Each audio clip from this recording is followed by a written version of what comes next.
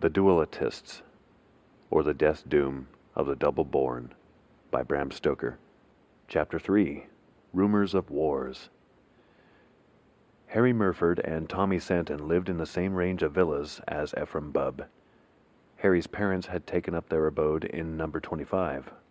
Number 27 was happy in the perpetual sunshine of Tommy's smiles, and between these two residences Ephraim Bubb reared his blossoms, the number of his mansion being 26. Harry and Tommy had been accustomed from the earliest times to meet each other daily.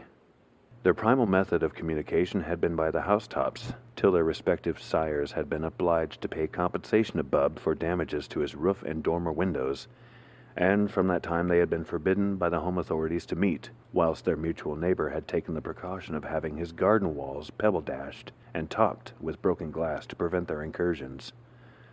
Harry and Tommy, however, being gifted with daring souls, lofty ambitions, impetuous natures, and strong seats to their trousers, defied the rugged walls of Bubb and continued to meet in secret. Compared with these two youths, Castor and Pollux, Damon and Pythias, Eloisa and Abelard are but tame examples of duality or constancy and friendship. All the poets from Hyginus to Schiller might sing of noble deeds done and desperate dangers held as not for friendship's sake, but they would have been mute had they but known of the mutual affection of Harry and Tommy.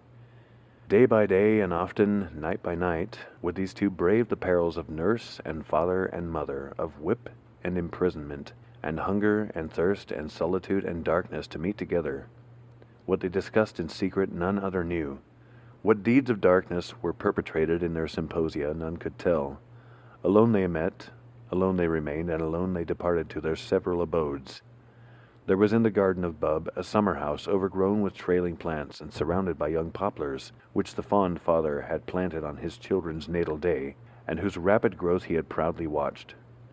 These trees quite obscured the summer house, and here Harry and Tommy, knowing after a careful observation that none ever entered the place, held their conclaves. Time after time they met in full security and followed their customary pursuit of pleasure. Let us raise the mysterious veil and see what was the great unknown at whose shrine they bent the knee. Harry and Tommy had each been given as a Christmas box a new knife, and for a long time, nearly a year, these knives, similar in size and pattern, were their chief delights.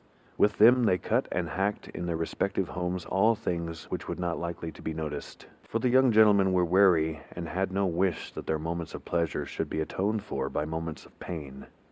The insides of drawers and desks and boxes and under parts of tables and chairs, the backs of picture frames, even the floors, where corners of the carpets could surreptitiously be turned up, all bore marks of their craftsmanship. And to compare notes on these artistic triumphs was a source of joy. At length, however, a critical time came. Some new field of action should be opened up, for the old appetites were sated and the old joys had begun to pall.